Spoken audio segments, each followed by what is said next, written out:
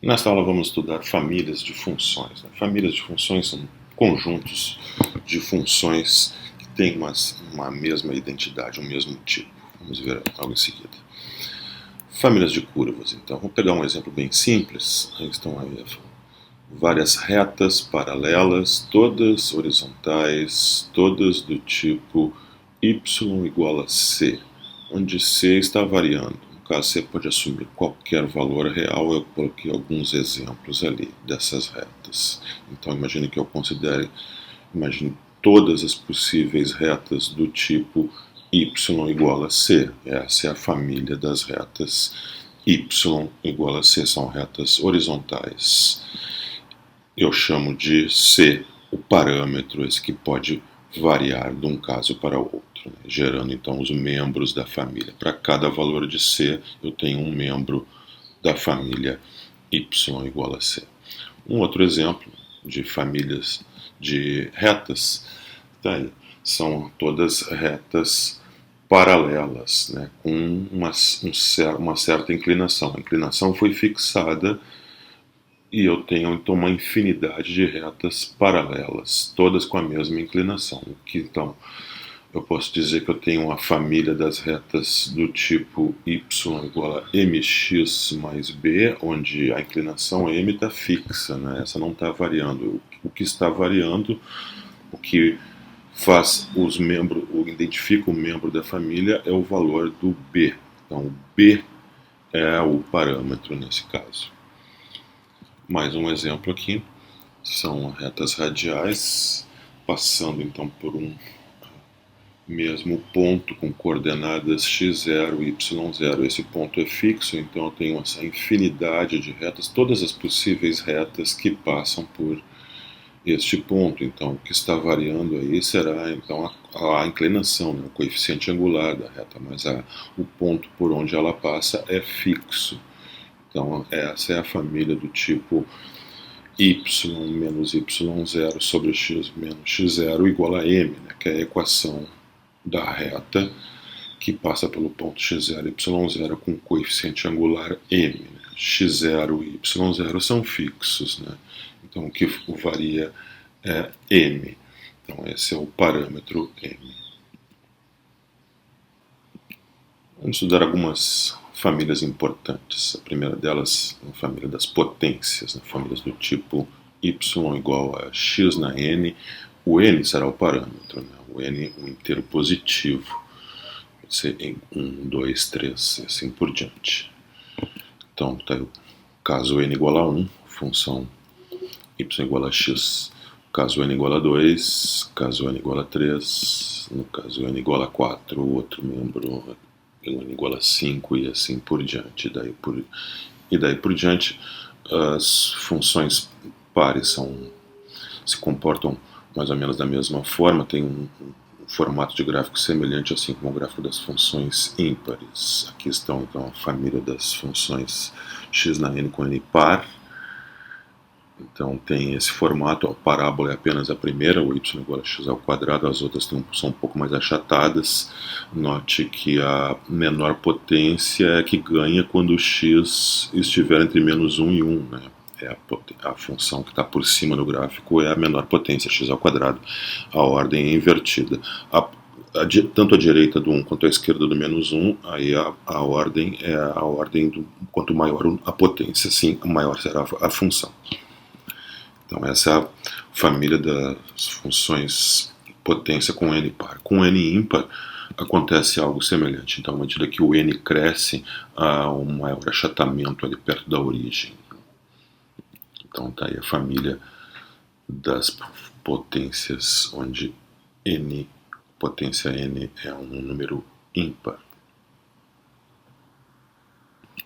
Uma outra família importante é a família y igual a x na menos n, onde n é um inteiro positivo. Então, a família y igual a x na menos n pode ser escrito como 1 sobre x na n, onde n pode ser 1, 2, 3, etc., qualquer inteiro positivo.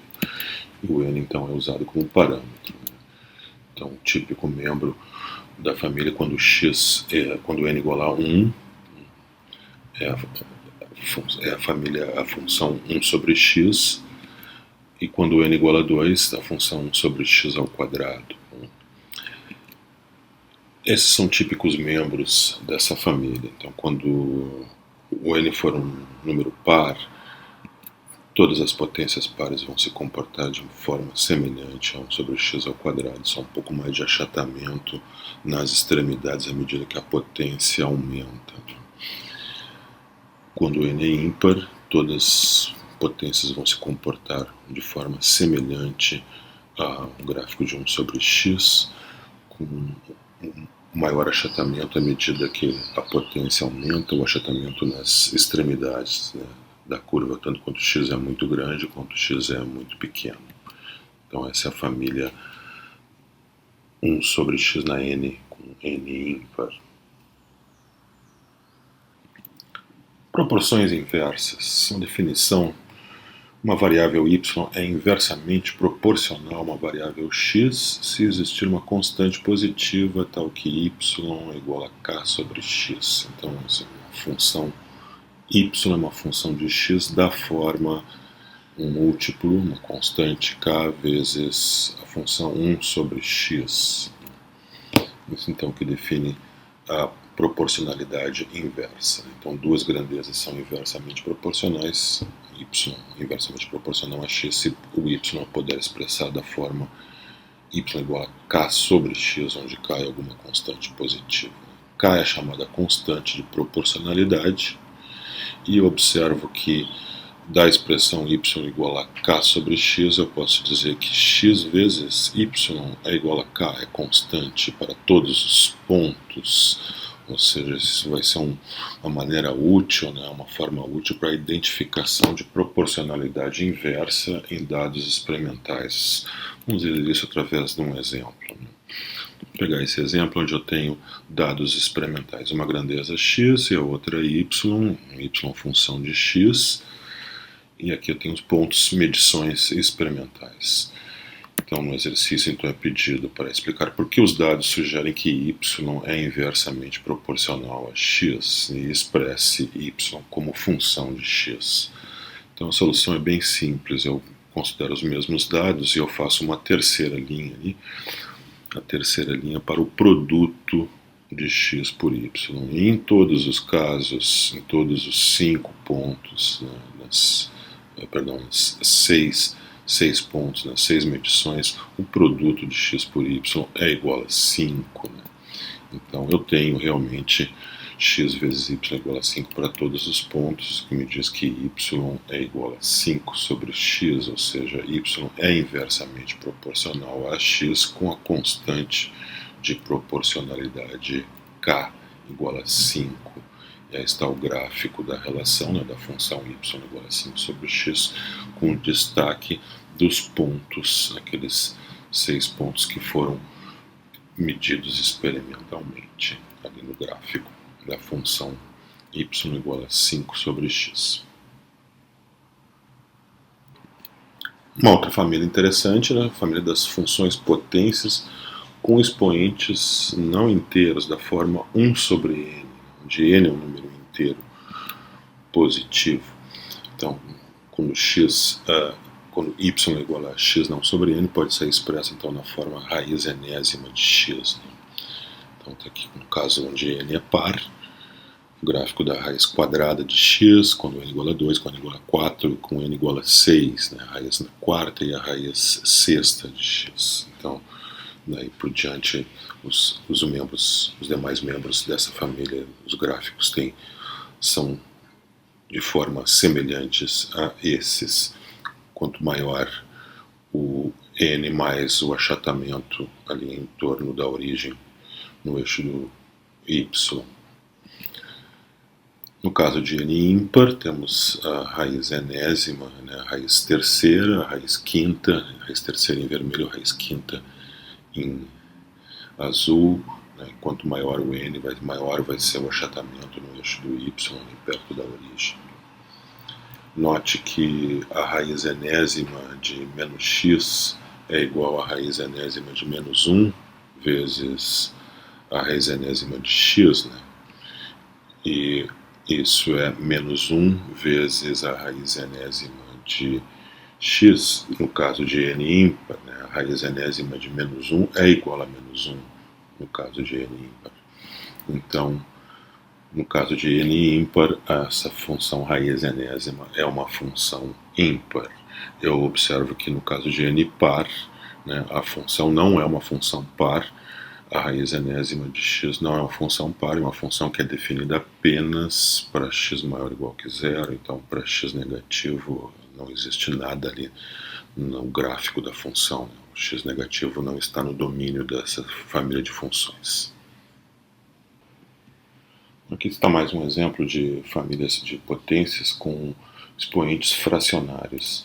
A curva em vermelho é a curva x na 2/3, que é a raiz cúbica de x quadrado. A curva em roxo é a curva x na 2/5, que é a raiz quinta de x quadrado. Dá para imaginar como seria a raiz sétima de x quadrado, ou a raiz nona de x quadrado, etc.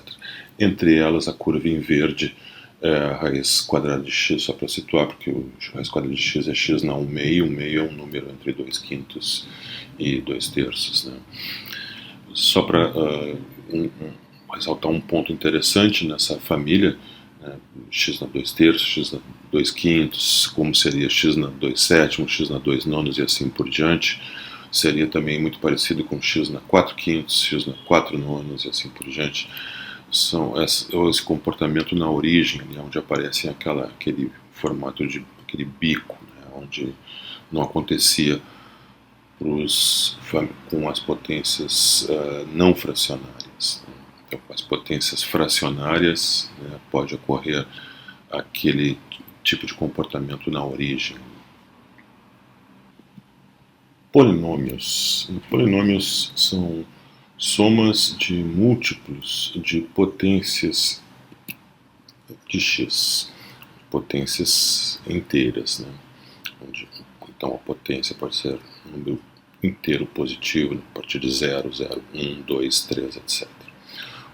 As constantes C0, C1, C2, etc., Cn, são números reais, são chamados de coeficientes do polinômio. Então, o grau do polinômio é a potência mais alta.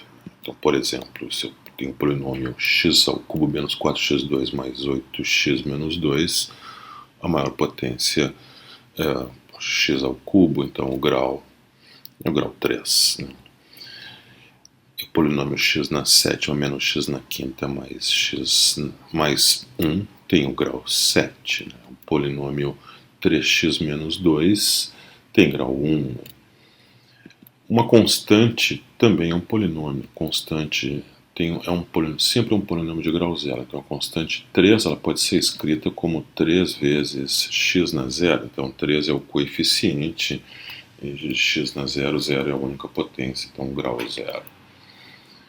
A expressão 2 menos x na quarta ela pode ser calculada desenvolvendo aquela potência, a quarta potência, mas eu não preciso fazer isso para saber que o resultado vai dar um polinômio de grau 4. Bem como a expressão x quadrado mais 1 na quarta, que será um polinômio de grau 4 na variável x quadrado, portanto, um polinômio de grau 8. Então, se eu considerar p de x como uma função polinomial, né, como um polinômio, como uma função agora da variável x, o domínio natural dessa função de qualquer polinômio sempre será toda a reta real, um intervalo que vai de menos até mais infinito, porque não há restrição nenhuma para o cálculo de potências. Né? Então, um polinômio é uma soma de múltiplos de potências inteiras, então não há nenhuma restrição. Então, o domínio natural consiste de todo o intervalo que vai de menos até mais infinito. Aqui estão os gráficos de alguns polinômios. Não estou dizendo que todos os polinômios de grau 2 devem ser... todos os polinômios de grau 2 são parabólicos, né? Mas pode apresentar uma concavidade para baixo ou para cima. Polinômios de grau 3 podem apresentar esse comportamento, mas não necessariamente.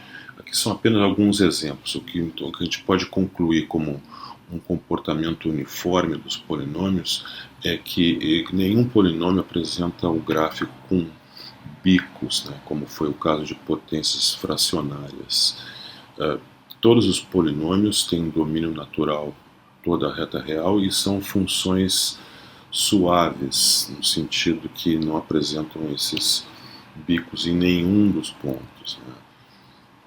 Então, qualquer polinômio de qualquer grau será sempre uma curva sem nenhum bico, uma curva com ondulações, né, mas ondulações suaves. E existe uma tendência, né, não é uma necessidade, é apenas uma tendência.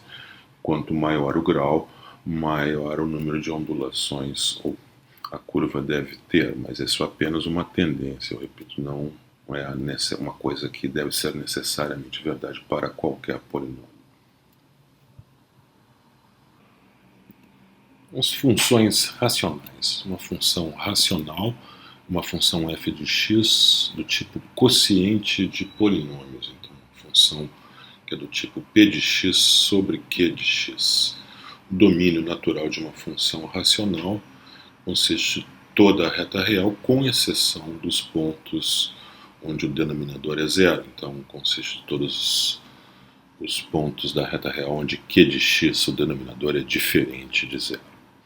Exemplos. Aqui está uma função racional f de x igual a um quociente de polinômios, né? x² mais 2x sobre x2 menos 1. O domínio natural dessa função é o conjunto de todos os números reais, com exceção, estou excluindo ali os pontos x igual a mais ou menos 1, que são justamente os pontos onde o denominador se anula, né? Onde x2 menos 1 é igual a zero. Esse é o outro exemplo de uma função racional f de x igual a x² menos 1 sobre x2 menos 2x menos 3. É um quociente de polinômios e o domínio natural, mais uma vez, é o conjunto de todos os números reais, com exceção dos números onde o denominador se anula. Então, se você resolver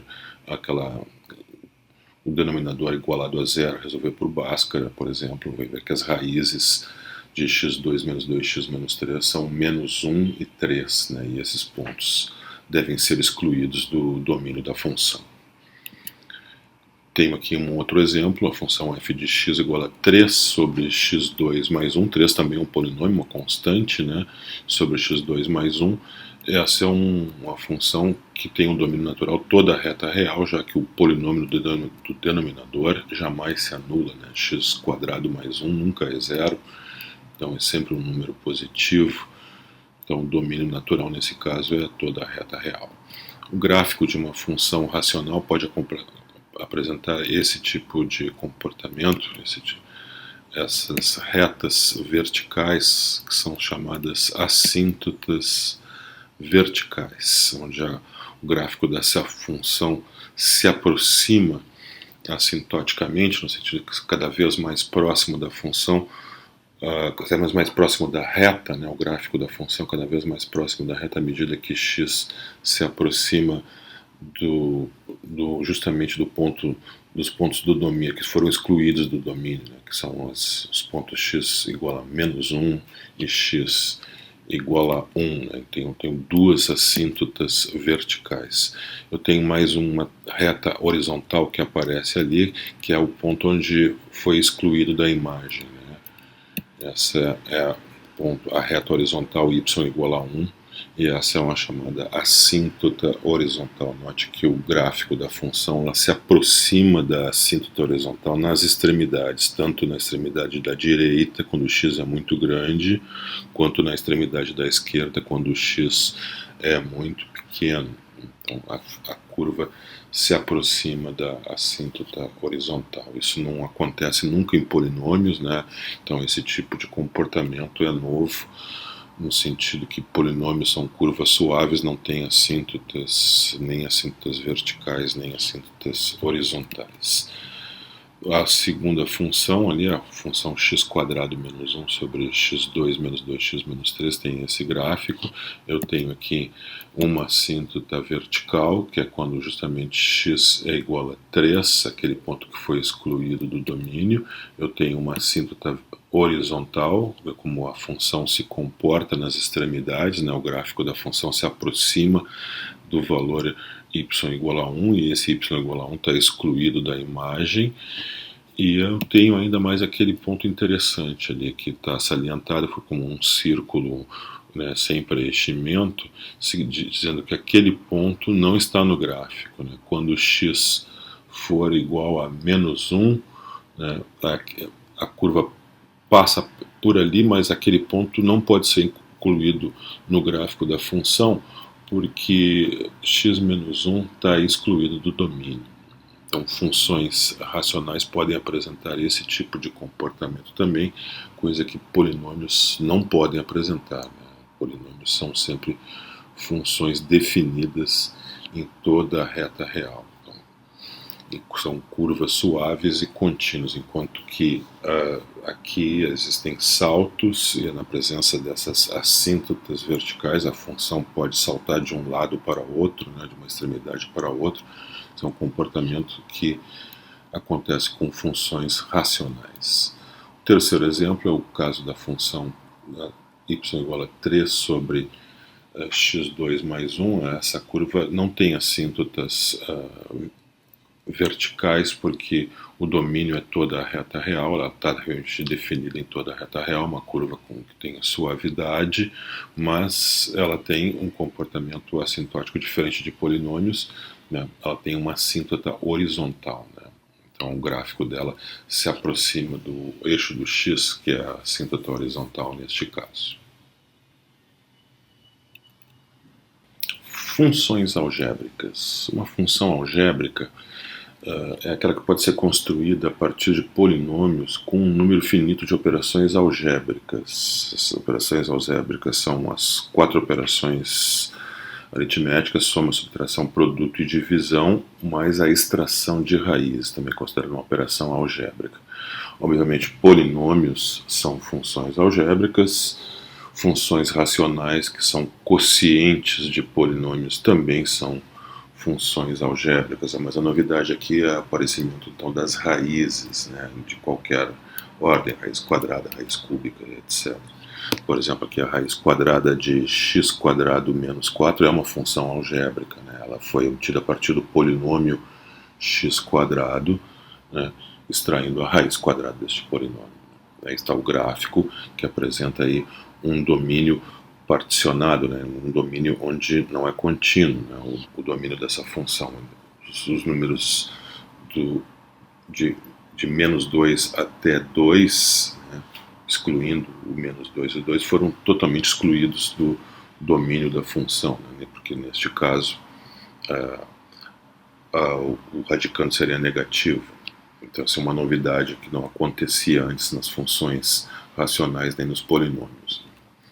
Um outro exemplo está aqui, a raiz 3 vezes a raiz cúbica de x vezes 2 mais x, é aquele comportamento ali na vizinhança do ponto x igual a 0, aquele achatamento excessivo da curva, né, que não acontece com polinômios nem funções racionais.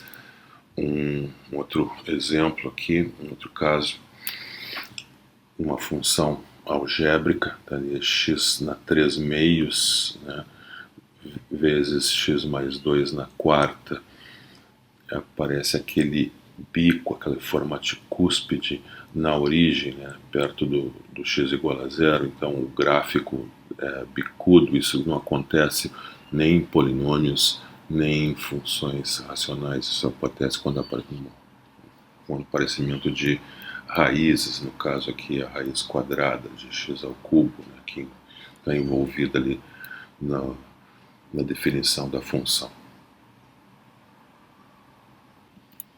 Vamos estudar um pouco as famílias das ondas senoidais e cossenoidais, ou seja, famílias y igual a seno de bx e y igual a cosseno de bx, onde a e b são números reais.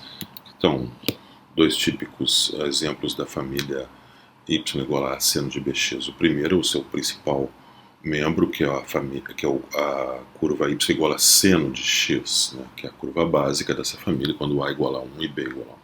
Quando a igual a 2 e b igual a 4, aí eu tenho a curva y igual a 2 seno de 4x, que está aí no gráfico. Eu posso notar o seguinte, que o gráfico da curva y igual a 2 seno de 4x é obtido a partir do gráfico da curva básica, né, da curva seno de x. Como? Fazendo primeiramente, eu posso fazer um alongamento vertical, eu posso multiplicar então o seno de x por 2, fazer um alongamento vertical, ao mesmo tempo que eu substituo x por 4x. Como 4 é um número maior que 1, isso então vai implicar numa compressão horizontal por um fator 4. Então, o gráfico da curva 2 seno de 4x, ele é obtido a partir do membro principal da família com com um alongamento e uma compressão, um alongamento vertical e uma compressão horizontal, no caso. Vamos ver com mais detalhe, então, como esse alongamento vertical e essa compressão horizontal, que pode acontecer também alongamento horizontal e compressão vertical, acontece em detalhe. Vamos pegar então a família y igual a seno de bx, onde A é um número real, qualquer e b positivo. Então eu vou definir a amplitude da onda como sendo o módulo de A. E vou definir o período como sendo 2π sobre b. Então a onda tem uma amplitude módulo de A e período 2π sobre b. O gráfico de A seno de bx com A positivo tem esse formato. Para x entre 0 e 2π sobre b, que é o período, eu tenho exatamente a execução de um ciclo básico da função seno, né, que ela atinge o seu valor máximo, partindo do zero, depois chega ao a zero e atinge o valor mínimo em menos, no caso o valor mínimo é menos a, mas atinge o seu valor mínimo e depois volta a zero.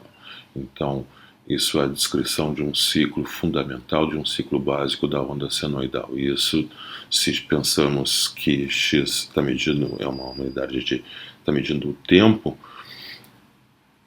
então esse ciclo fundamental foi executado em 2π sobre b unidades de tempo, digamos assim. Então o período, daí por diante, a onda só vai se repetir, né?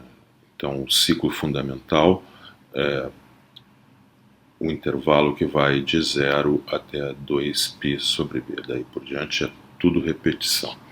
No caso de A negativo, é só virar a onda de cabeça para baixo, né? Então, é só multiplicar por menos 1 todas as ordenadas. Então, esse é o gráfico da função A vezes seno de bx para x entre 0 e 2π sobre b. Então, para x dentro do chamado período fundamental da onda. O resto, então, eu digo, é só repetição. Ali em vermelho está naquele quadrado em vermelho, aquela janela toda em vermelho, é a janela fundamental, né? O período fundamental de 0 até 2π sobre b. Daí, então, por diante, tanto à direita quanto à esquerda, é só uma repetição e a onda se repete de 2π sobre b em 2π sobre b unidades. A frequência medida em ciclos por unidade de tempo, então, se pensamos que x é o tempo, né, medido em certa unidade de tempo, como segundos ou minutos, em horas, etc. Então, deixamos como, em geral, uma unidade de tempo qualquer. Então, a frequência medida em ciclos por unidade de tempo é o número de ciclos que são executados durante um período fundamental. O período fundamental ele leva 2π sobre b unidades de tempo. Então eu tenho um ciclo fundamental em 2π sobre b unidades de tempo. Isso me dá então a frequência em ciclos por unidade de tempo como sendo o número p sobre 2π. Se a unidade de tempo é segundos, então ciclos por segundo é comumente chamado de hertz, né? Então a frequência em hertz seria 2π, seria b sobre 2π hertz se o tempo fosse medido em segundos. A frequência em radianos por unidade de tempo, então é o número de radianos executados num ciclo fundamental. Então em um ciclo fundamental que dura 2π sobre b unidades de tempo, um ciclo inteiro é executado, então um ciclo em um ciclo, em uma volta, eu tenho 360 graus, ou 2π radianos. Então, eu tenho 2π radianos executados em 2π sobre b unidades de tempo, isso simplificando dá exatamente b. Então, aquele número b ali pode ser entendido como sendo a frequência da onda medida em radianos por unidade de tempo. E o A, né, o módulo de A, a amplitude da onda. Se você quiser medir a frequência em hertz ou em ciclos por unidade de tempo, aí a frequência é B sobre 2π. Para a família y igual a cosseno de bx, a onda cossenoidal, onde A é um número real e B é positivo, as ideias são bem semelhantes, né? Então, eu vou pegar o ciclo fundamental da função cosseno de x, então vou fazer o alongamento ou compressão, dependendo se o A é maior que 1, é menor que 1, então vou multiplicar por A e trocar o x por B vezes x. Então isso pode acontecer, pode ocorrer, eu tenha uma compressão horizontal ou um alongamento horizontal, dependendo se o B é maior que 1 ou menor que 1. Então está aí o ciclo fundamental da função cosseno de 2x. Eu vejo que o período, né, é 2π sobre b. A amplitude, no caso, então, é o módulo de A. Se o A é positivo, então eu tenho aquela situação. Se o A é negativo, é só multiplicar toda a onda por menos 1, todas as ordenadas por menos 1, né? Então usar o eixo de x como o eixo de simetria. Então está aí o ciclo fundamental da onda cosseno A igual a cosseno de bx. Está no caso A positivo, né? Só estou copiando então ali aquele ciclo na janela em vermelho. Está o ciclo fundamental da onda. E o período fundamental é 2π sobre b, e agora o resto que acontece tanto à direita quanto à esquerda é uma mera repetição do que acontece dentro da janela em vermelho. Então, de 2π sobre b em 2π sobre b unidades, tanto à direita quanto à esquerda. Vamos ver alguns exemplos. Então, vamos fazer o esboço do gráfico da curva y igual a 3 seno de 2πx. Então, esse é um membro da família A seno de bx, onde A igual a 3 e B igual a 2π. Então a amplitude é um módulo de A, né, um módulo de 3, que é igual a 3, enquanto que o período é 2π sobre B. Então 2π sobre 2π, que é igual a 1. Então a onda senoidal é membro da família das ondas senoidais, com amplitude 3 e vai se repetir de uma em uma unidade. Então está aí o gráfico, né? Período 1, aí está o ciclo fundamental de 0 até 1 e o resto é só com amplitude 3. Né? Segundo exemplo, vamos fazer o esboço do gráfico da curva y igual a menos 3 cosseno de x sobre 2. É um membro então da família cossenoidal, das ondas cossenoidais. Né? Amplitude é o módulo de menos 3, que é 3, né?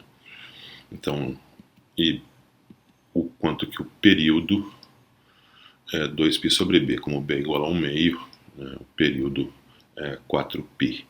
Então está aí o ciclo fundamental de 0 até 4π, o resto é só repetição, a amplitude é 3, né? E é um membro da família dos cossenos, né? Note que está multiplicado por menos 1, né? O ciclo, a onda fundamental, já que A é menos 3. Um outro exemplo, temos a curva y igual a 1 mais seno de x, né? Então essa curva é uma translação do gráfico do seno de x uma unidade para cima, né? Então A igual a 1, B igual a 1, amplitude 1, período 2π sobre b, 2π sobre 1, que é 2π, né? Então está aí o gráfico, né, dessa onda senoidal, com amplitude 1, né, período 2π, é o mesmo, a curva idêntica à curva seno de x, só transladada a uma unidade para cima. As famílias y igual a seno de bx menos c e y igual a cosseno de bx menos c. Então, vamos pegar então a primeira família, que é a seno de bx menos c, e eu tenho também a segunda família, que é bem semelhante a igual a cosseno de bx menos c. O que eu vou fazer é o seguinte: eu vou colocar em evidência o b ali dentro do argumento do seno, bem como a mesma coisa eu vou fazer para outra família. Vou colocar o b em evidência, né? Então, aquela expressão ali pode ser expressa então como a seno de b vezes x menos c sobre b, e a outra como a vezes cosseno de b vezes x menos c sobre b. Então eu noto que isso aqui é uma translação horizontal da curva a seno de b sobre x. A mesma coisa acontece aqui para a onda cossenoidal, né? Uma translação horizontal da onda a cosseno de bx, que já foi estudada, né? Então, dependendo do sinal de c sobre b, eu vou ter a translação para a direita ou para a esquerda. O que eu tenho com certeza é que em módulo, se eu pego o módulo de c sobre b, já que o b é sempre positivo, mas o c pode ser positivo ou negativo. Então, a fração c sobre b pode ser positivo ou negativo. Então, o módulo dela é o número de unidades que eu vou andar para a direita ou para a esquerda. Eu vou fazer essa translação horizontal da onda básica senoidal ou cossenoidal, né? Então, dependendo se o sinal é positivo ou negativo. Se for sinal positivo, a translação será para a direita. Se C for negativo, será para a esquerda. Então, aqui está o gráfico, no caso, para a onda senoidal. Para a onda cossenoidal é semelhante, né? Então, a amplitude a onda básica aqui, no caso, é a vezes seno de bx, e a translação de c sobre b unidades, aqui estou supondo c sobre b positivo, né? Esse é o caso de c sobre b positivo, então eu tenho a translação para a direita. Se c sobre b fosse negativo, a translação seria para a esquerda. Da mesma forma para a onda cossenoidal. Vamos ver um exemplo. Então, vamos fazer o esboço do gráfico da curva y igual a 3 cosseno de 2x mais π sobre 2. Então, esse é um membro então, da família das curvas y igual a cosseno de bx menos c. O a é igual a 3, o que me diz que a amplitude da onda é 3, né, um módulo de 3. O b, o parâmetro b é igual a 2, o que me diz que o período, que é 2π sobre b, então 2π sobre 2 é igual a π. Então o ciclo básico vai ser repetido de π em π unidades com amplitude 3. E a constante c é igual a π sobre 2, o que me diz que a constante c sobre b, que é a defasagem que vai ser usada aqui, então é π sobre 2, que dá π sobre 4. Então eu tenho a minha onda, que é 3 cosseno de 2x mais π sobre 2. Eu posso colocar o 2 em evidência ali no argumento do cosseno, como foi feito no caso geral. Então essa onda pode ser escrita então como y igual a 3 cosseno de 2 vezes x mais π sobre 4. Então deve ver claramente que eu tenho uma translação de π sobre 4 unidades para a esquerda. Então essa onda pode ser descrita como uma translação horizontal da função y igual a 3 cosseno de 2x π sobre 4 unidades para a esquerda. Então está aí o gráfico em roxo, o ciclo, a onda básica, né, que é 3 cosseno de 2x, né, com amplitude 3, e o período π, né, então o ciclo fundamental de 0 até π, e eu tenho também ao lado a curva em verde com defasagem de π sobre 4 unidades para a esquerda.